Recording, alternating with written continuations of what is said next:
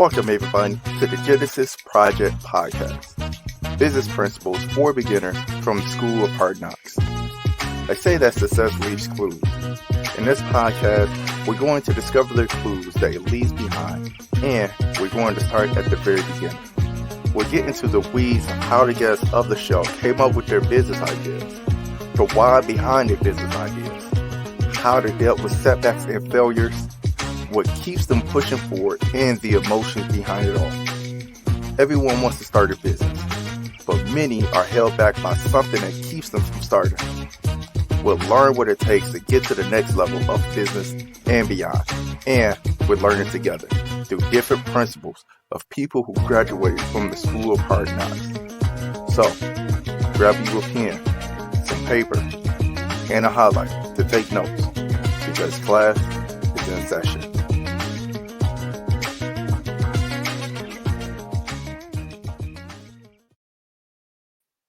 Hey, welcome everybody to the Genesis Project Podcast. My name is Bernard Gleaton, and I am the Chancellor as well as the host of the Genesis Project Podcast. I am so elated to bring this next gentleman, or rather the next guest professor, into this class, because me and this brother had we almost had an hour-long conversation before I even hit the record button. So with that being said, I'm almost positive this guy is going to bring a bunch of gems, a bunch of great notes, a bunch of great lessons for us to learn from. So this lesson is going to be on digital marketing. So with that being said, I want to bring into the classroom guest professor David Somerfleck. So guest professor David Somerfleck, say what's up to the class. What's up, class? Thank you, Bernard, for having me on your podcast. Thank you for everyone out there watching or listening. I appreciate your time. Man, like I said, I'm glad that you came onto the show, because I think this is something that I cannot teach. People will be able to completely understand, or even have I don't think I'll be able to give the know-how for people to actually utilize some of this stuff that you are about to talk about. So with that being said, I want you to go ahead and just give a short bio to the class on who you are and what you do and all that good stuff. Sure. Well, basically, I am a digital marketing expert. On my website, I say I'm an enterprise digital marketing specialist. And basically, I have over 20 years. I stopped counting after 20. I have about 20 years experience working for different marketing agencies throughout the United States. And during that time, I also was a certified small business mentor for an organization called SCORE, which is a division of the United States Small Business Administration. So while I was working for all these different marketing and ad agencies, I would also volunteer for this organization, SCORE. And I'd actually go to downtown Denver at that time. I think it was the U.S. Treasury office, I think. And we would go through the metal detectors and everything. And you'd go past, the armed guards and everything. And we would go up and consult with small business owners and so on. And then later I would do it over the phone. I'd do it by Skype. Have meetings, seminars, and then on weekends I would do my own workshops and boot camps. And I did that for quite a long period of time until just recently. That is amazing. That's amazing. So, needless to say, you are a person who has been in his zone of genius for so long, and which is another reason why I was just excited when you said you would come into the School of Hard Knocks and teach this lesson. I mean, your experience speaks for itself. That's a pretty lengthy resume you got there. It's only about half of it that I can remember what or really should be going into. I mean, I've had other positions other than the 25 years experience working for marketing agencies. I mean, in between working at different agencies, I also was a freelancer. So I'm very, very familiar with freelancing. And I went literally through hell on earth as a freelancer, because in between working for these marketing and ad agencies, well, what do you do in between them?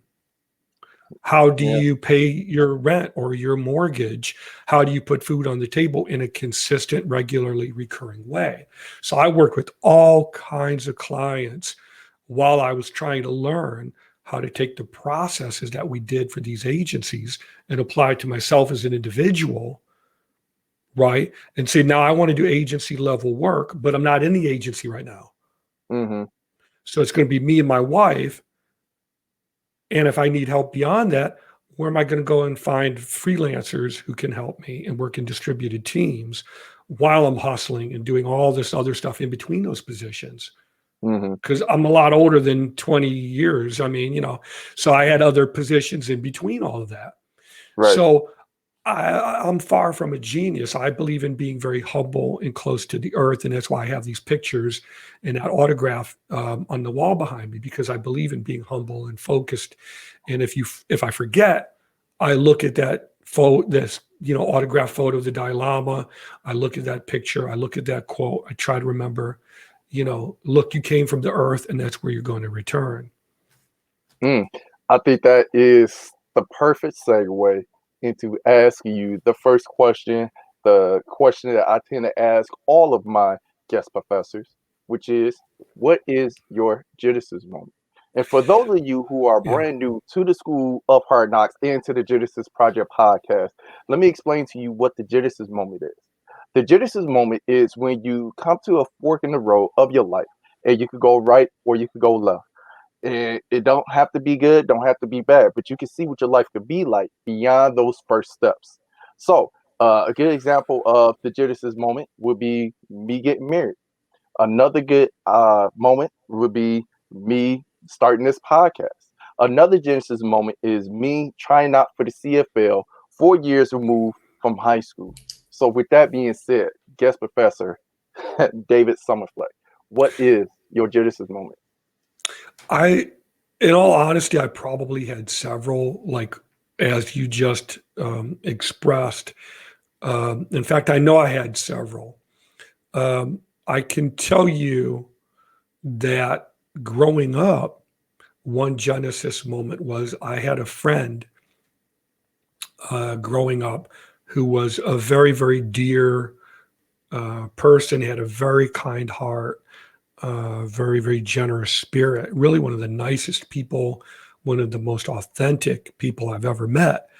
But he had a rough background, um, and knew some rough characters. And I didn't always look the same way. I used to be a lot heavier.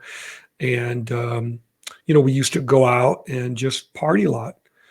And I just came to the realization, one day that this really wasn't generating the results, the outcomes that I wanted to see. So, as much as I was really good friends with this person and a few other guys who I know during that same period as well, that I really didn't want to do this anymore. I didn't want to participate in this anymore.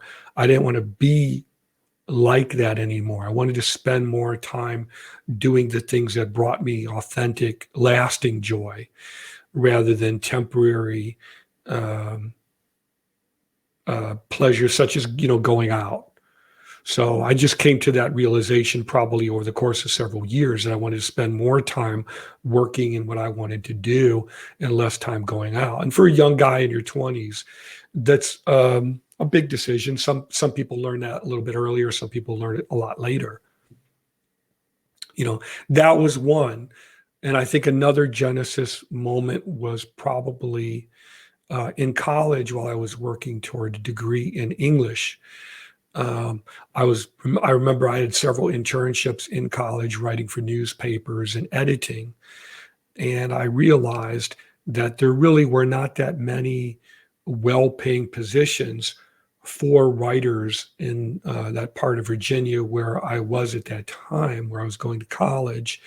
So I had a Genesis moment as far as realizing that, look, if you're going to be competitive and find a way to make a livable wage in this area at this time, what you need to do is take your background in digital marketing and web design, which at that point in the mid 90s was just beginning, So I realized that if I could take my background in writing and editing and parlay that into content marketing and web design and digital marketing, I would kind of have a marketing edge that a lot of others would not have. That is amazing. That is so amazing. I the fact that you well, I will say this. The first Genesis moment, I could totally I'm on the same page as you were. Um, just wanting to go after something that you wanted to do, and pretty much as my grandmother would say, just get away from that foolishness.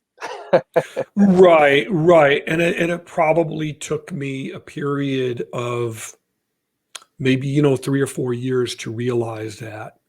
Yeah.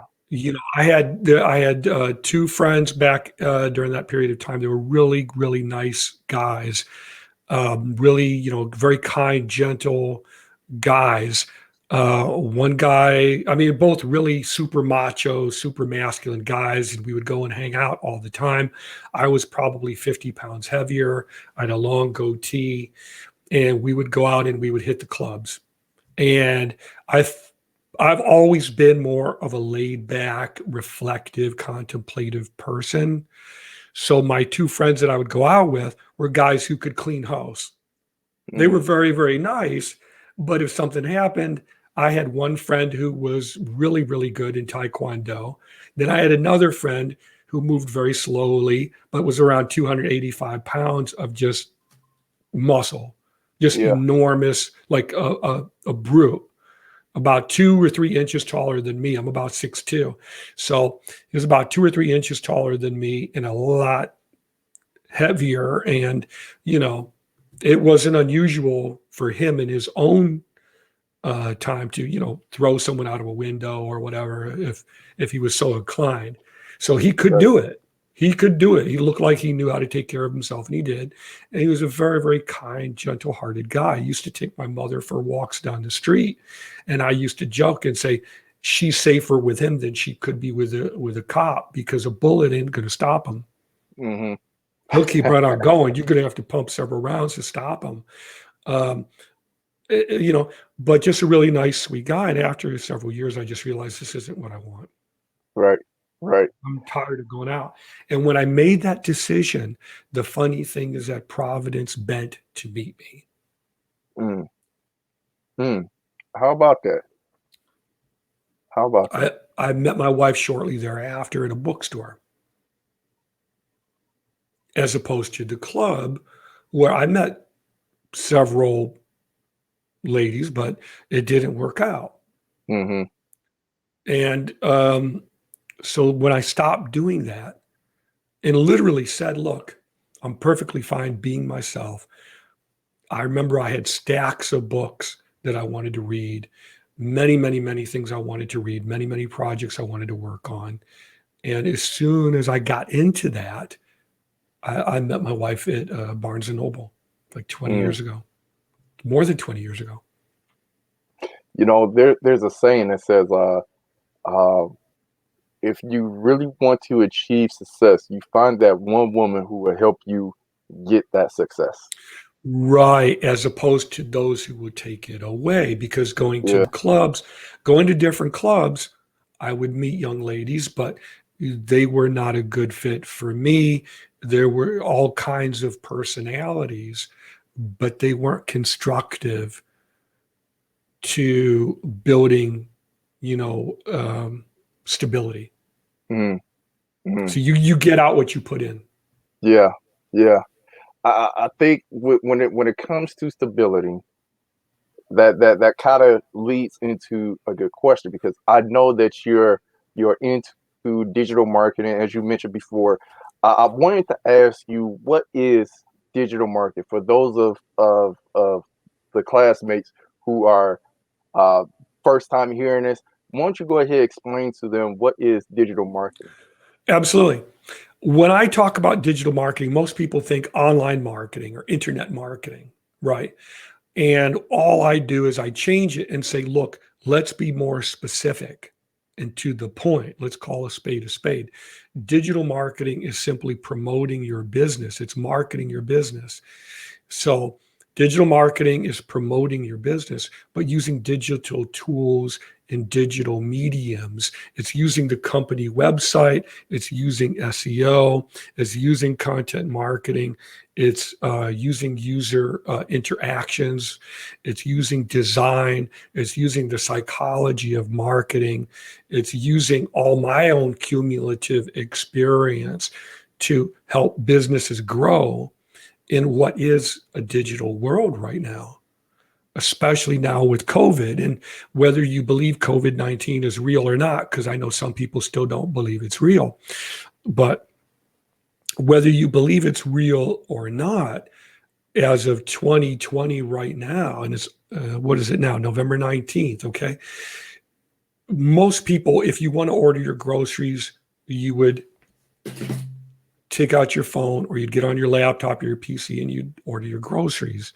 If you want to buy something, you would do that online. If you want to make an appointment with a doctor, you can now do that, talk to the doctor by video as well. There's very little you really can't do online. So businesses need to get with the program, so to speak, and become more digitalized. And that's what I help them do by integrating all these different tool sets into one cohesive whole. If you're a little bit older, or if you've ever worked for the government, you may remember when the internet first started rolling in the mid to late 90s, they would refer to a website as a portal, which is a big mind shift for a lot of people, because everything that you would do would go through that company website. So if you wanted your HR paperwork, if you wanted to check your bills or make a payment toward a bill, if you wanted to look at something or track something or interact with others, you would go to the company website, which was called a portal, and you would log in. So what I help business owners do is consolidate overhead while expanding into new markets by combining different digital concepts and different tool sets. So every business needs money. And yet most businesses aren't online statistically, and most don't use e-commerce to take payments online, and they should and they could, and it would help them reduce overhead while they're expanding into new markets. So I kind of do that. I think that was a perfect way of explaining it. Just a way of getting people, um, let's say their ideal clients, just in a digital way, which also tends to be a less expensive way. You know, it's less expensive doing this than putting in a radio ad or, of course, a TV ad. You know. It is. And if I can add to that, if that's okay with you. No, go ahead. Okay. One of the biggest, most popular questions that I hear on a daily basis, and I either get this emailed or Skype calls or what have you, or I see this online. One of the most common questions is how much? How much? Yeah, yeah, Now, and I hear this very commonly from people say, well, I have my Wix or my Weebly or my Squarespace or my Blogger site, but it's not making me number one in Google. I'm not getting the phone calls, the emails that I want, and my business is not moving. I'm not getting the traction that I wanted. And what I say is, look, would you put the future of your business in an automated do-it-yourself program that doesn't know you, doesn't care about you, and sees 10 million or more people every day, and you're just another number to it? And they say, oh, right. no, I wouldn't do that. But you have done it. And then you complain that you're not getting the results you wanted. It would be like, dating a robot or something. Why would you do that when you know you're not going to get the results that you want? Right? Yeah, yeah, But people do it all the time. So what I always do to explain budgeting in a broad sense is to contextualize it. And I use what you just said. So when people ask me about budgeting, how do I budget? I say, well, first of all, you're not buying kumquats at a grocery store. You're not buying a single item. It's not a one and done. You're participating in what is an ongoing process meant to promote your business over a prolonged period of time, because it's not going to stop Hmm. next week. It goes on. You're promoting a business. So it's a service that is a process that continually needs fine tuning and updating and tweaking to make sure that you're getting out what you want. And as far as budgeting is concerned, what I always say is, look, when we used to put ads in newspapers, the newspaper advertising department wouldn't talk to you unless your budget was several grand. Yeah. Yeah. It's not worth it for them because they've got staff. They're going to put your ad in their newspaper. They know that it has a certain circulation locally. So if you want to put your ad in their newspaper, whatever it is, even if it's a local community newspaper, they're not going to talk to you for less than a few grand per month. And they never will ever guarantee results. Hmm. It's a lot of hit or miss when you go that route. They can't. They can't Yeah. guarantee results. Now now take that a step further. It's even more money if you want to put your ad on a billboard over a highway. Yeah. That's got to be several grand per week. Yeah. And who's going to call you? Well, you don't know. It could be a homeless guy with nothing to do.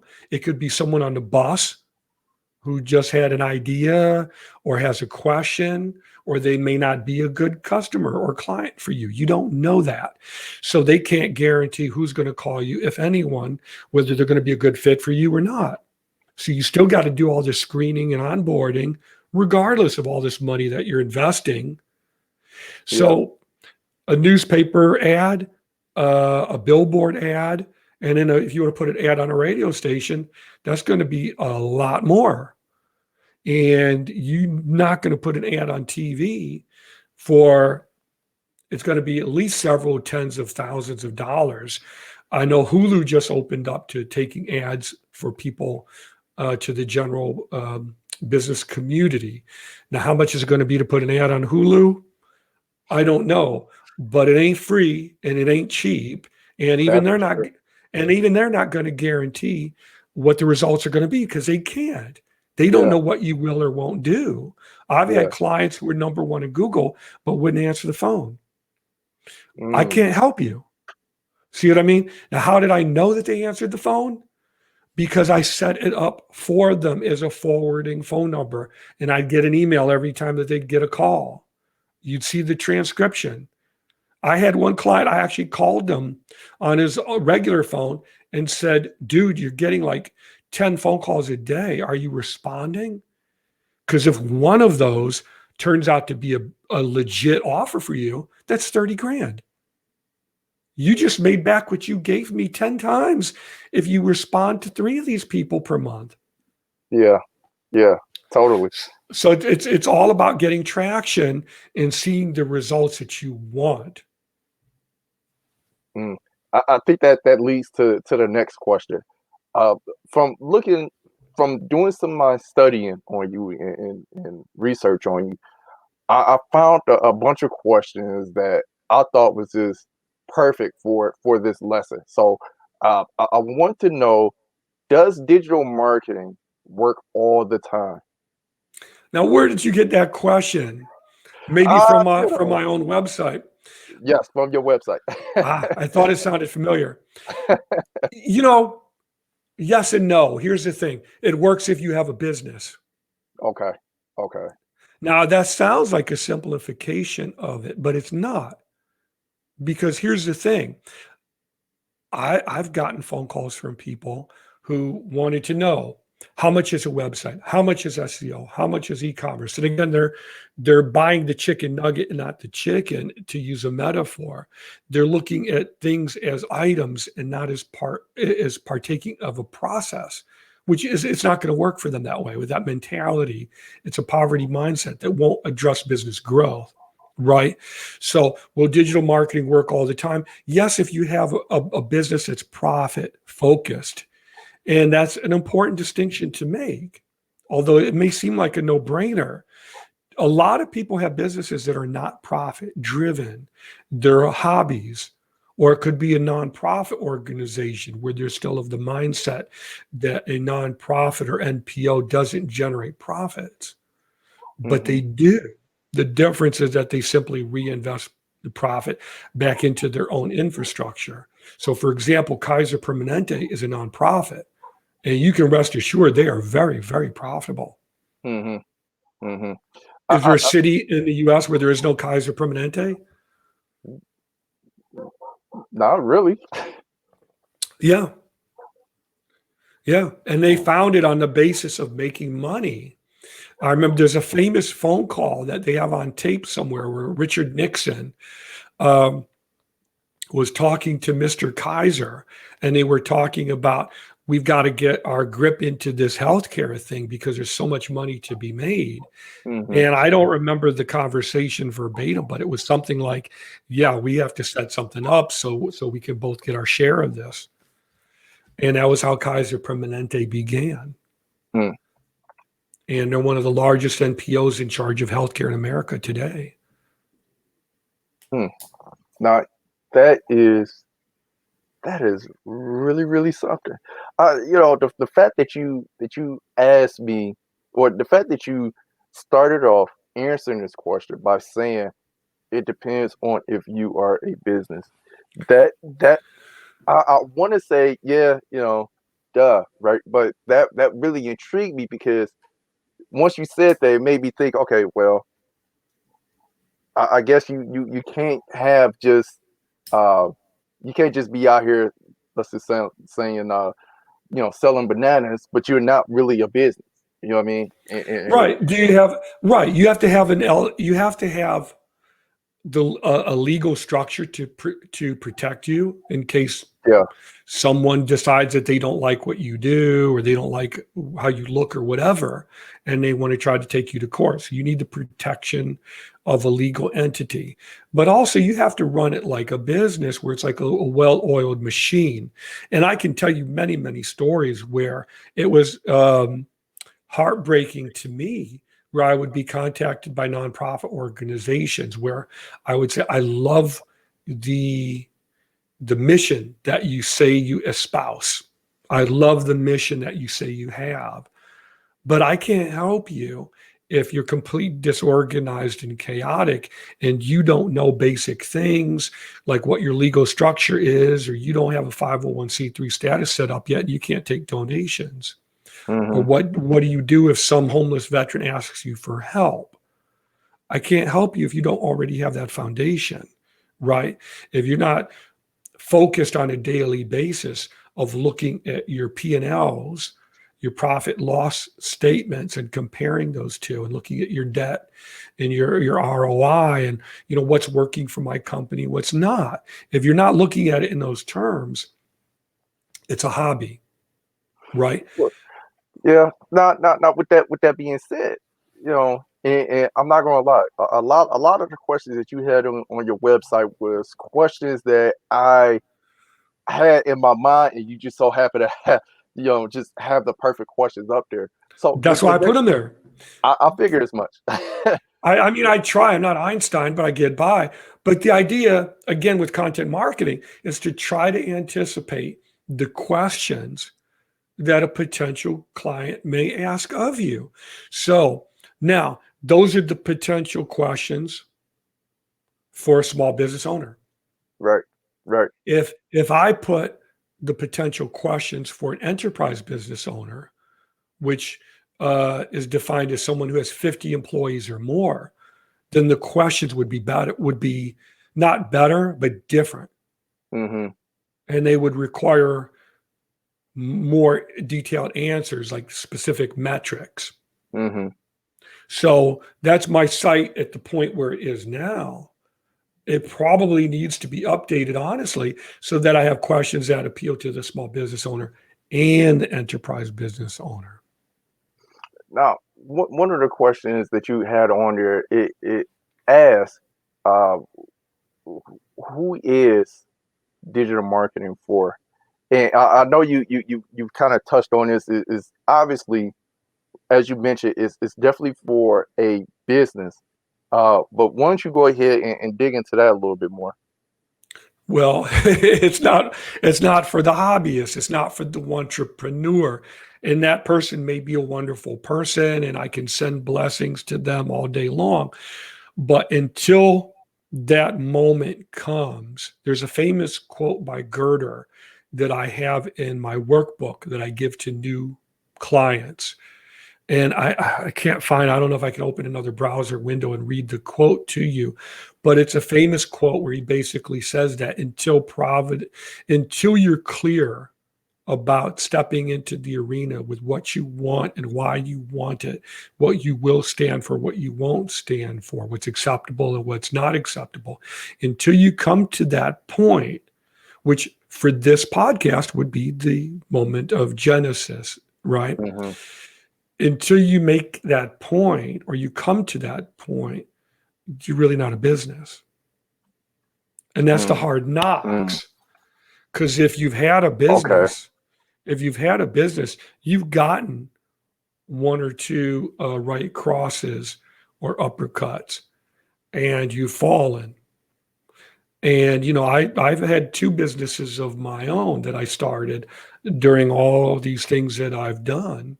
I had a nonprofit organization offering sliding scale mediation services, and it was absolutely horrendous. It was a nightmare. Because it's that old expression, the road to hell is paved with good intentions. You don't know what that means until you've been down that rocky road. But so it's mediation services, but it didn't go anywhere because nobody knew what mediation was. In the courts where I lived, some of the courts were receptive, others were not. Mm-hmm. So it never went anywhere. It just wasn't worth it. The amount of money it cost to keep it running was greater than the amount of money that I was making. So after 2 years, you kiss it goodnight. Now, the other business I had was a marketing agency or consulting agency, I really should say, with my wife and then a small team of freelancers in between working for different marketing agencies. And they didn't care whether I had it or not. Because if I got the job with the larger agency, you either A, didn't tell them, then they can't complain about what they don't know, and B, it has nothing to do with them. It can't hurt them in any way, shape, or form anyway. It's not conflicting. They're not the same client pool. But to go back to your question, you're asking, who is it for, right? Yep. It's for any business owner who really wants to move the needle. And really that's not enough because you have to be receptive to change. Whoever I'm going to work with, there's going to be some mind, I don't want to use the expletive, but I think you know what I'm thinking of. There's some mind turmoil that's going to take place where you have to be able to look at things in a different light. Because for a lot of people, when I talk about digital marketing as a process, it's ongoing. That alone in and of itself is very eye-opening for a lot of people because they just have this conception that it's one and done. I have a website. It's over. No, it's not over because even if you're number one in Google now, you won't be 2 weeks from now. Even if you're getting phone calls now, you ain't going to be getting them a month from now and so on. Or there's going to be problems. Or what if the site is hacked? Or what if something breaks? Or what if you want to change your branding or change something and you don't know how? Or if you just want to improve operations. I remember one of the last networking events I went to before the pandemic hit. And I just went largely because I was bored. And it was an excuse to put on my blue suit and go out and step out. And I got my blue slip-ons right here. I don't know if you can see them or not. But, it was an excuse to get dressed up and go out and network and everything. And I went to this networking event. And I remember talking to a pastor. And so he said, well, what do you do? And I said, well, I'm a digital marketer. And he said, well, I already have a website. Bye. I said, well, do you want to tell me what it is? So he told me what it was. I looked at the site. It was a one-page website, had no way to really get in touch with him or anyone at the church. It didn't have an interactive map. It didn't have any sermons. So if I wanted to listen to a sermon to see what it would be like if I wanted to go there, or a video or something, it had none of that. If you Mm-hmm. wanted to donate, you couldn't. There was no way to do that securely. And the pictures weren't, didn't look very good. They were kind of stretched out and everything. They didn't look right. But for him, he was happy with that.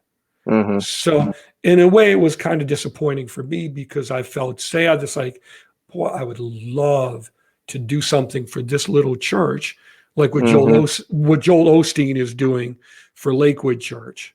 Mm-hmm. Imagine doing everything for a small church that an enormous church does online. Right. It's doable if they work with you. Right. So is digital marketing for everyone? It is if you want to grow. If you want to Okay. work, if you want to work with me, it's digital marketing is for you if you're ready to adopt a new mindset of expansion and growth and exponentially, because that's what really excites me. And I say that on my Mm-hmm. website. I want to work with business owners who are committed business owners or premium service providers. If you're Mm. not committed, I don't want to work with you. You know, You might and not show up. right. And you have a strong point there. I when you got to talking about process, it's it reminds me of, because I'm a sports guy, particularly football. It Yeah. reminds me of when a quarterback calls the play in the huddle, Yep. come out of the huddle, and he looks at the defense and he realizes, oh man, this play is not going to work. And then he has to call an audible, right? And within the audible, he knows who he want to hit, or exactly what he want to do. If he had his number one receiver to the right, because of the way the defense is playing, and he has to call the audible, that number one receiver is no longer on his right. That number one Yes. receiver may be on his left now. I think the fact that you brought that up, it needs to be repeated for the class to understand that this is going to be a constant, ongoing thing. You're going to have to be able to move and call audibles at any moment, you know, and you pretty much just taking what is given to you to try to make lemonade. Would you say that's about right there? Well, yeah. I mean, I played football in high school. I wasn't very good, and I tried it when I got to college and just got the what kicked out of me. I actually had my nose broken like 3 times because Oh. I would get into that stance. It's actually I walk a little crooked. Actually, no joke. I walk a little cockeyed, and one of the reasons for that is I probably had my shoulder dislocated a couple of times. Um, Hmm. I wasn't very good at football, the truth is, but I was heavier. And I remember the coach would say, "You see that guy in front of you?" I said, "Yes, coach." He said, "Well, get down into that position. I forget what it's called now, where you're, getting ready to go."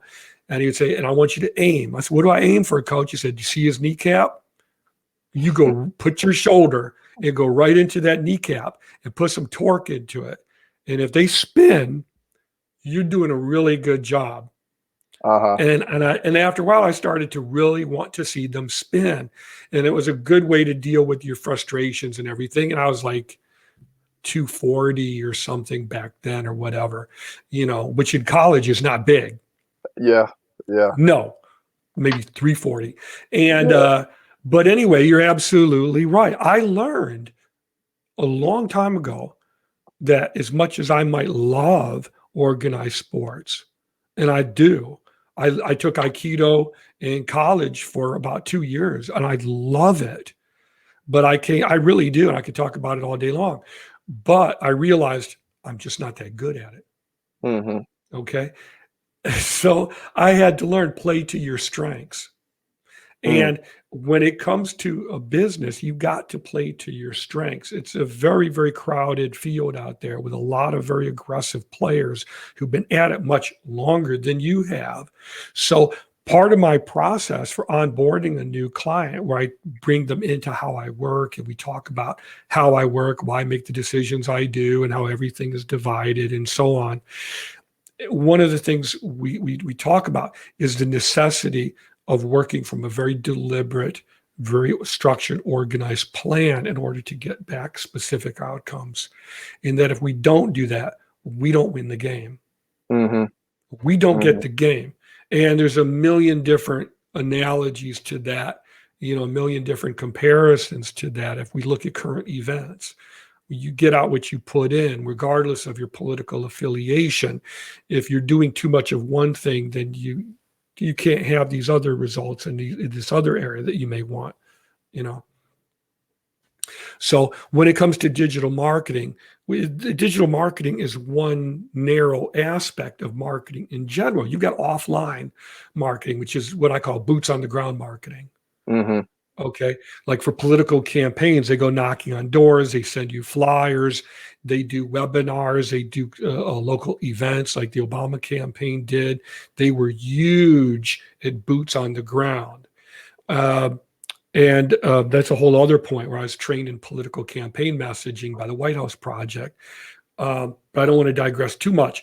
But when it comes to marketing, you've got to go in different directions at the same time. So it's really, really, really, really important that you work from a very deliberate, organized plan. It looks like you're going in different directions, but you're really not. They're focused, but you got to develop that plan first. Just like with football, you've got different players doing different things, but they come together. I love that. And if they screw up, or let's say realistically from the business perspective, they're not getting the results that they wanted, they don't say screw this and go home. They go into a huddle and they readjust their plan. And that's where you tweak, and the process is ongoing. Yes. The process continues. It's not over. Yeah. I think with that being said, we're dealing with a current situation with COVID, and I'm sure that the plans before COVID was to do X, Y, and Z, and now post COVID or even during COVID, X, Y, and Z is not going to work. So, with that being said, how can you do digital marketing within this COVID season? Within the COVID season, you would do it the same way you did before, only more. So if you're a weightlifter, you don't lift less weight. You lift more. If you look at Dwayne "The Rock" Johnson on Twitter, he seems like a really nice guy. I see him on Twitter sometimes every once in a while. He's gotten bigger. I mean, the guy has actually expanded physically, not business wise. If you're a business owner, you pivot just as you would in football. I guess it's a better metaphor. You expand and you pivot. So give me any kind of business you can think of, and we can jack it up on steroids right away. That's what you have to do. You have to pivot. And I have several blog posts on my own site where I talk about how businesses can pivot. In fact, there's a blog post I wrote on my site that about how an Amazon Prime TV show reignited my passion for marketing, and how the small business owner today can learn from this TV show in ways that they never could have imagined. The silly, B or C grade level reality TV show that's only like 3 or 4 episodes long, but it can teach you so much about marketing, whether it's digital marketing or marketing in general terms.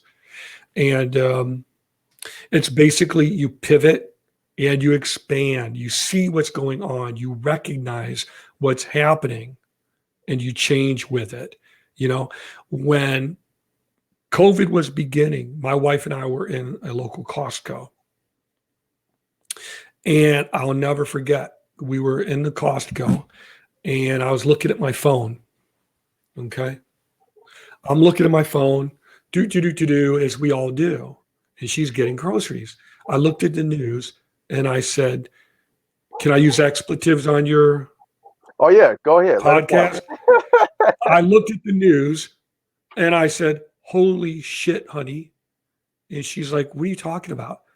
I said, I'm looking at this video right now on some news channel, and there are people falling over in China.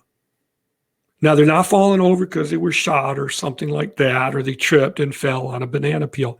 They're literally falling over. You might have seen that video footage when COVID began spreading through Wuhan. There was a famous video footage of a woman just all of a sudden just fell right over on her face. Yeah. Yeah. And I saw that and I looked at her and I said, wait a minute. Take a time out from shopping at Costco. We need to look at this for a minute. I don't think this is your typical YouTube. What's the spam clickbait? Yeah. I don't think this is the typical clickbait or spam. I think this is real. And these people are falling over, and this is spreading like wildfire through Wuhan. Holy, wait a minute.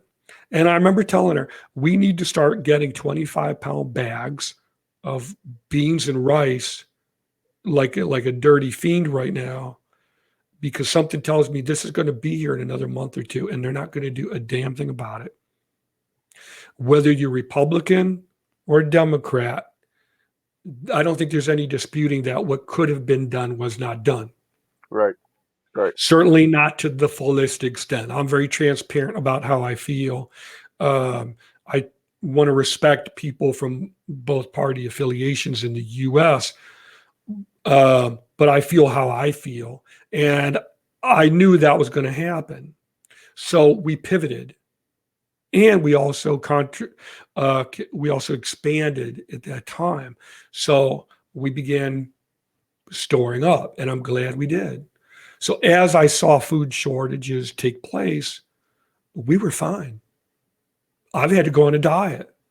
I'm probably in the best shape I've ever been in because I'm eating, bean smoothies and, bean pasta and, vegetable smoothies and pizza once a week and, it just on and on and on. I'm exercising more than I ever did. I wait until midnight and then I go out for walks because that's the only way to avoid people. Yeah. And nobody here will wear a mask. So I learned, don't try to explain anything to them. Just go out after midnight. They'll all be gone. Right. You go walk a couple of miles, put 10-pound weights on your ankles and your wrists and go out and do this while jogging down there. But you pivot and you expand at the same time. That's how you deal with COVID. So if you take any business that you can think of, there is no business in the world that should not be accepting payments online for their services, for their products, for their goods, for whatever it is they do. If you're an accountant, you can be doing Zoom or Skype or Whereby is another new video service that I like. There's Jitsi, there's Blue Jean. There's a million of these. Any fool can figure out how to use, video conferencing. There's no reason not to do it. So why you would go and meet with someone face to face, you don't need to do it now. Yeah. And if you can't figure it out, ask your kids or grandkids or what have you. Just find you a young person and have them. Or they can get in touch with me and I'll send them an email. They can email me through my site and I'll write them back and say, here's how you do it. Okay. Very simple. You can Even better. Send me a tweet on Twitter and I'll tweet you back and I'll tell you how to do it in one sentence. Believe me, it's that easy technically. Wow. And I always offer to help people with honest, sincere questions. Usually I don't get any takers. It's easier to complain about the problem than it is to actually take action toward resolving it, because now you got to deal with it. Just think, if you complain and my business isn't growing, what happens if it does?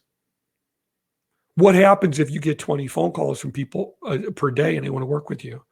Well, now you got to figure out a process. You got to screen out who you don't want to work with versus who you do. You got to onboard them and teach them, how you work, what your services are, what you will or won't do, and, your timeline and how things work. So any business owner, whatever it could be, should be using more digital services and more digital marketing. Anywhere and everywhere, whatever it is that you do, you could give me any question you can think of, and I could tell you how that business could use digital marketing during COVID-19 to expand, and how to pivot and expand. Pivot Anything. and expand. Process, anything. process, process. Yeah, and the process is just basically the means by which you put this into action. This isn't rocket science. One of the things that I always require of new clients who I work with is we need to be clear on who your larger, more profitable 3 or 4 competitors are, Mm-hmm. who are eating your lunch every day. And I've had people say, well, I don't have competitors. No, you have competitors. You think you don't, but you do. It's the Yeah, fool who it's the fool who thinks they don't have competitors. yeah, Mike yeah. Tyson was at the top of his game, and he was scary to watch. But the minute he let it slide, he had a competitor who came out of nowhere and literally knocked him on his ass, literally. Mm-hmm. And then what happened to his competitor? Disappeared. Mm-hmm. And Disappeared. that's all it really takes, really. One shot, and that was it. That competitor knocked him on his ass and ruined his game and messed with his head for quite some time. And Mm-hmm. I still love Iron Mike.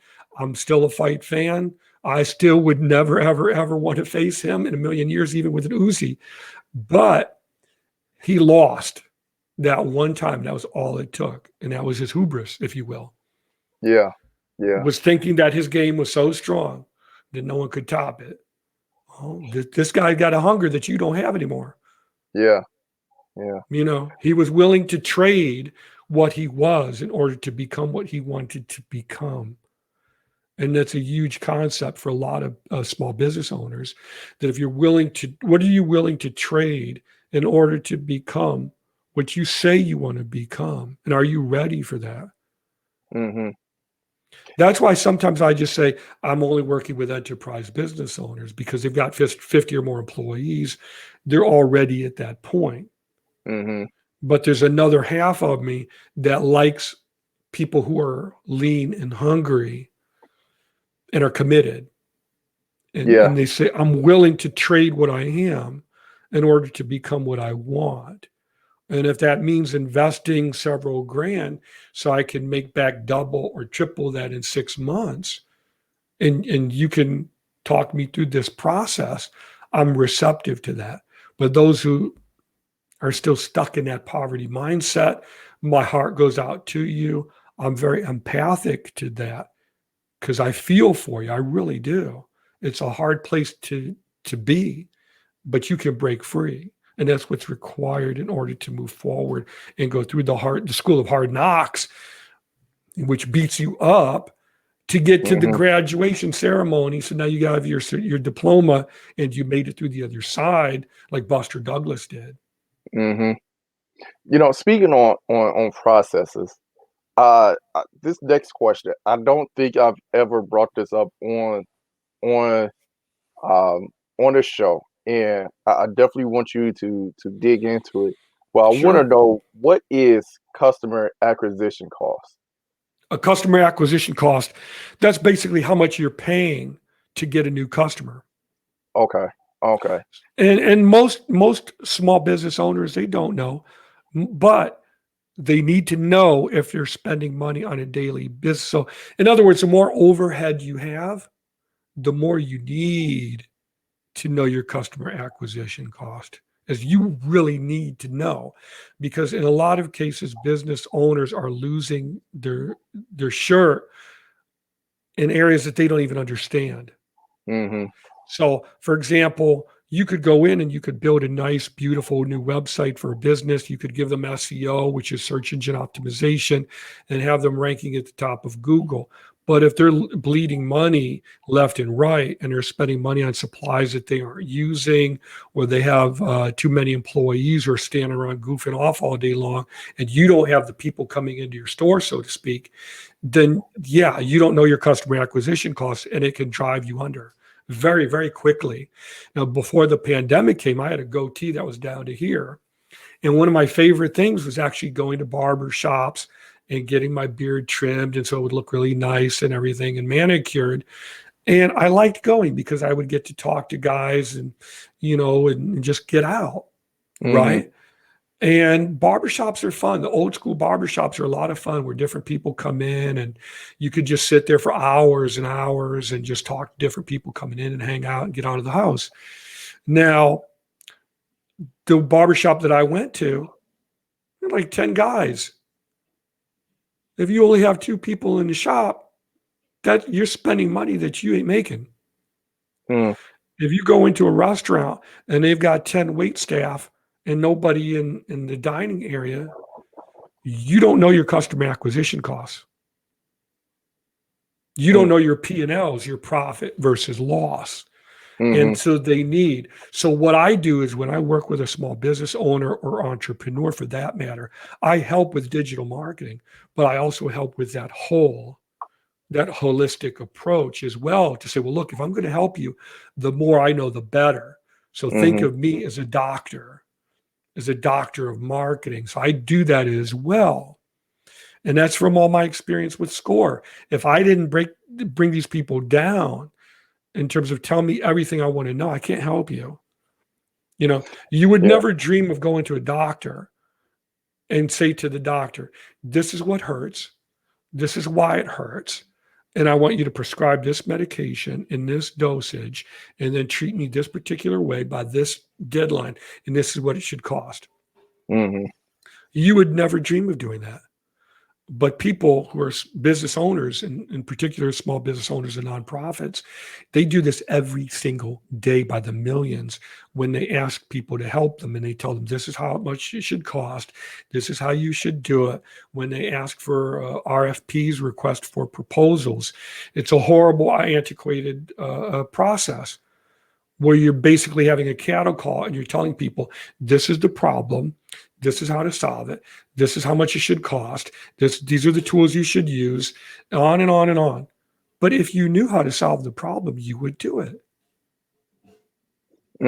Now, I know from everything that you just said, it sounds like this is a mathematical problem. So, with that being said, how do you what is the equation to figure out that customer acquisition cost? Typically, I guess you could say. Sure. Give me a quick minute. I'll go to my site here. Okay. Because I just wrote a blog post on that. Here we go. Knowing your customer acquisition cost. I don't know if you could still see me. I hope so. Yep, I can still see you. Okay, good. Okay. Take how much money you spent on marketing and advertising. Okay. Now divide that number by the number of customers attracted or brought in. That number is your customer acquisition cost. Now, when we talk about customer acquisition cost, that's basically the definition of it. Now, like I said, there's other factors at play that have to do with your overhead, which could also go into your customer acquisition costs indirectly, like having too many employees or just standing around loafing, and you don't need it. How many times have you and I been in stores before the pandemic where they had more people in the store working there than customers? A lot. Right. Or conversely, how many times have I been to a Home Depot and there's nobody in the store at all? And it's enormous. So they got wise to their customer acquisition costs and their overhead and their P&Ls by saying, look, we'll have 2, maybe 3 people work in the Home Depot. That's enough. If you can't find what you want, walk around. Or go find so-and-so in the back of the store. And while they're packing pallets, you can ask them where this thing is. And it's the same with most Walmarts, where you see the majority of the employees at the registers, where they're counting money, not in the store. Or if they are in the store, what are they doing? They're stocking. Because robots can't do that yet. Yeah. And that's why they have the humans. As soon as they can get automation to do it for them, they will, and which is just another tool that small business owners need, such as automation. Mm-hmm. I have templated responses when people ask, what is automation? I have templated responses for certain types of clients. So if a client emails me asking how much, I'll send them a template auto response that answers the question, because I'm not going to spend my time repeating the same question over and over again. Or I'll Right. just tell them, go to my website and look it up. Right. Right. And that's the purpose of the company website. Again, what is customer acquisition? Go to dms.blue, type it in the search box. Mm-hmm. And that's pretty I much can where I send got you the this link. question from. Yeah, and every day I blog about something different, and I try to address different questions that a small business owner or the enterprise business owner might have. But they almost always have to do with quantifying or qualifying the outcome they want. Mm-hmm. How do I get what I want? How do I know it if I've gotten what I want? Mm-hmm. Now I'm ready to ask you a question that I was not able to find on your website. Sure. All right. So that question is, what is the one thing you wish you knew before starting your business? Don't do it. That's fools rush in where wise men fear to tread. That's Mm, what I wish I knew. And I'd heard it, but I didn't believe it because I thought I was the exception. yeah, And I yeah. wasn't. I wasn't.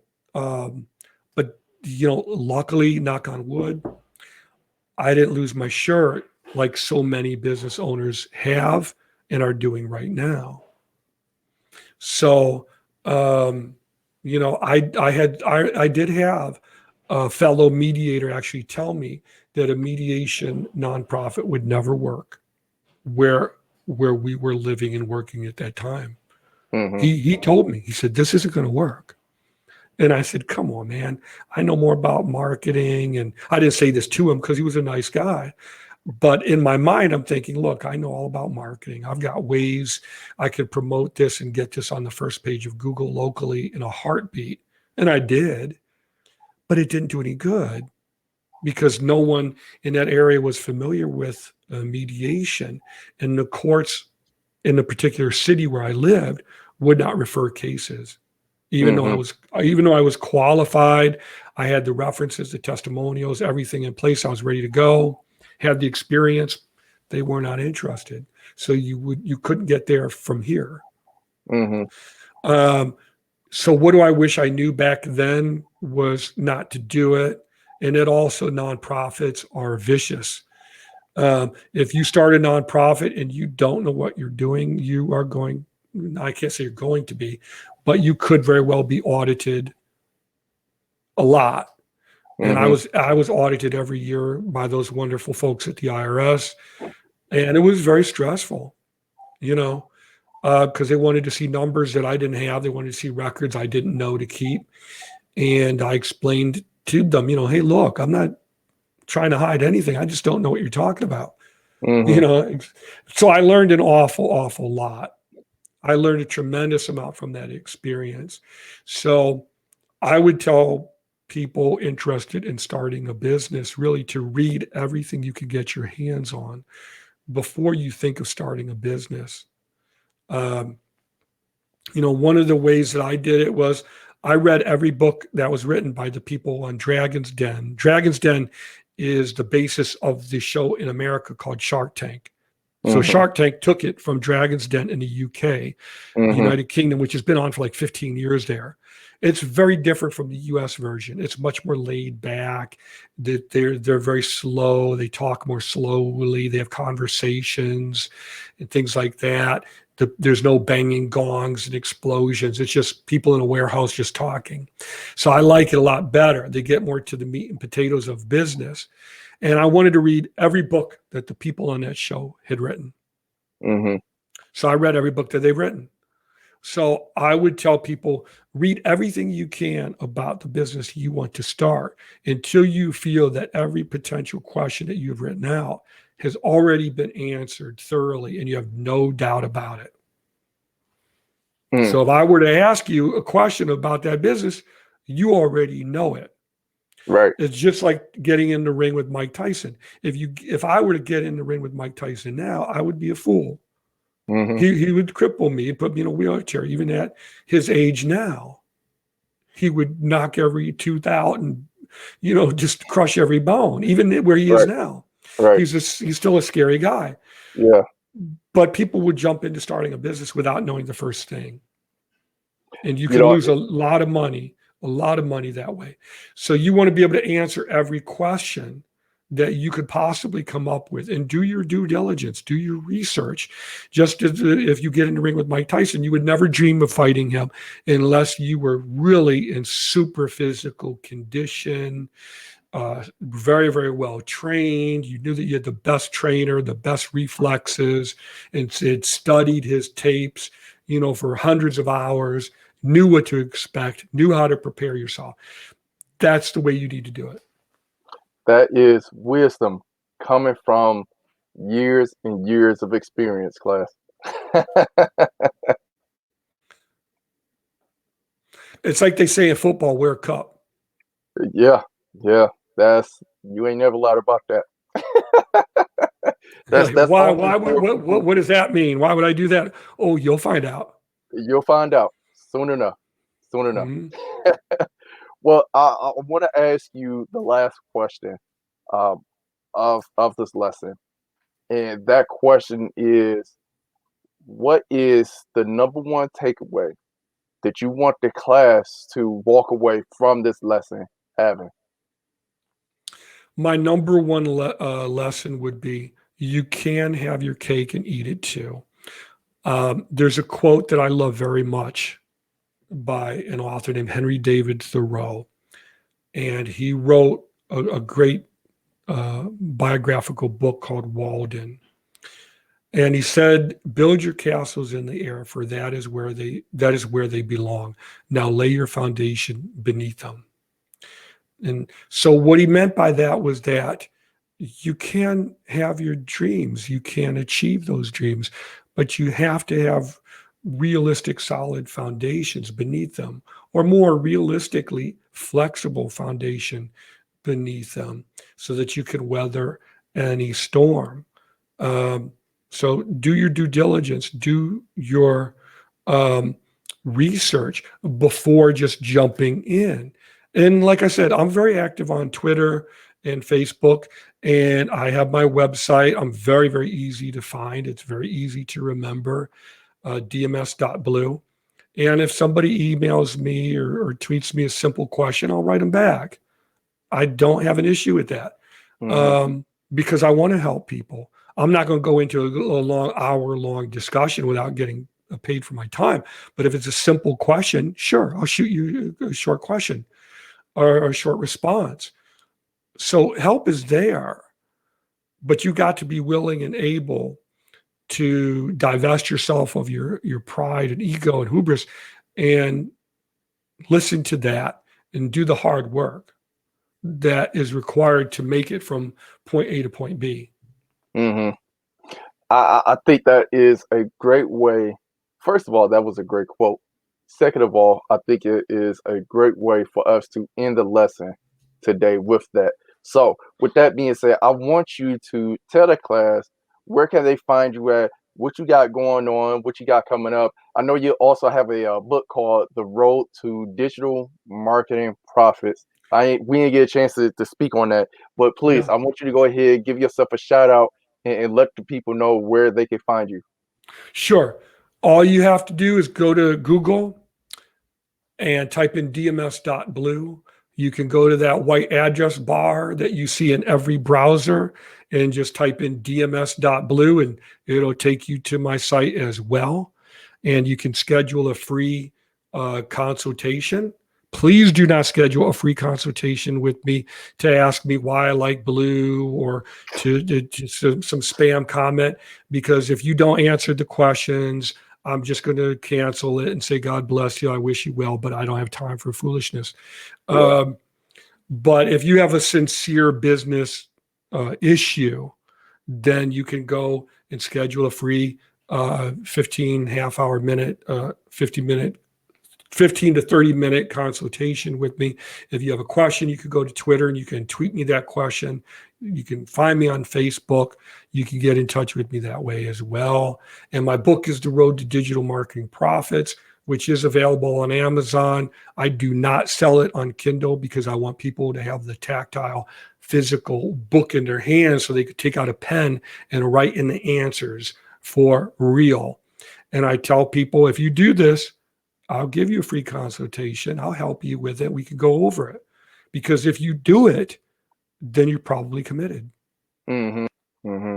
Well, guest professor David Somerfleck, I want to say again, thank you for coming out to the class, to the School of Hard Knocks, and teaching this lesson on digital marketing. Like I said previously, you know, your experience far precedes you. Your knowledge on the situation and everything is mind blowing. I literally got a bunch of notes that I literally have to go over. So soon as class ends, I'm definitely gonna have to go over these notes. Well, I offer you the same courtesy as well. Let's keep in touch. And for Definitely, definitely, those watching and listening, you can keep in touch as well. definitely. I want to say again, I appreciate you, sir. And for you, class, you've pretty much learned everything. Well, I wouldn't say everything, but you learned a great deal of information from our guest professor today. And everything that he just put out was just gold. The experience, the lessons learned. You know, I've learned just a lot just by talking to him before I hit the record button. So I know you guys learned a lot just by me hitting the record button. So with that being said, class, you know what I like to say around these times? In everything, with everything, chase everything with violent action. Class has concluded, and I will see you guys in the next one.